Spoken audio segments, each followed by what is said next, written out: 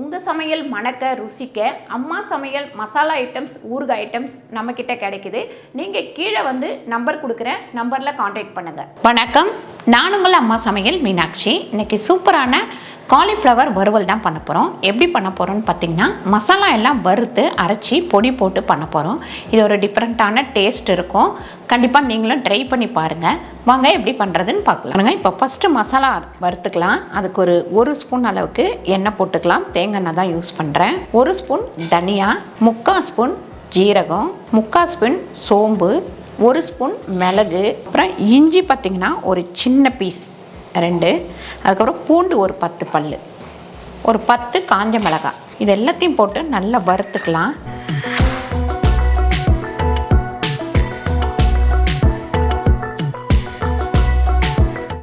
மசாலா நல்ல வாசனை வர வரைக்கும் வறுத்துருங்க.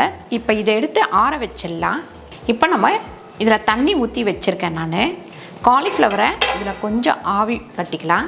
நான் அதுக்கு முன்னாடி காலிஃப்ளவர் கொஞ்சம் சின்ன சின்னதாக கட் பண்ணி மஞ்சள் உப்பு போட்டு நல்லா தண்ணியில் ஊற வச்சுருக்கேன்.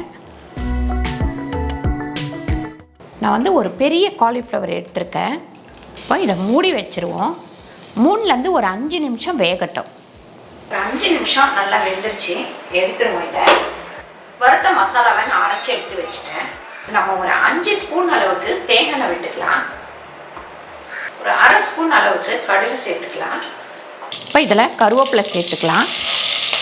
இப்போ நம்ம இந்த வேக வச்சுருக்கிற இந்த காலிஃப்ளவர் இதில் சேர்த்துப்போம்.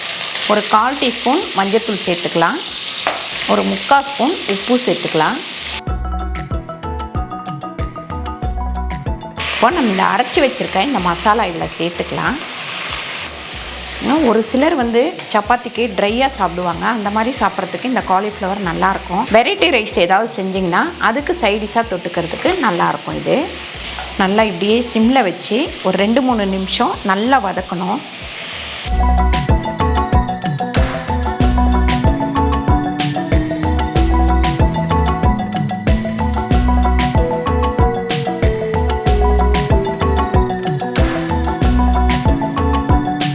நம்ம சூப்பரான காலிஃப்ளவர் வறுவல் பண்ணிட்டோம்.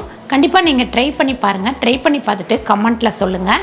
இந்த வீடியோ உங்களுக்கு பிடிச்சிருந்தா லைக் பண்ணுங்கள், ஷேர் பண்ணுங்கள், சப்ஸ்கிரைப் பண்ணுங்கள், ஃபேஸ்புக்கில் ஷேர் பண்ணுங்கள், மறக்காமல் கமெண்ட் பண்ணுங்கள். நன்றி, வணக்கம்.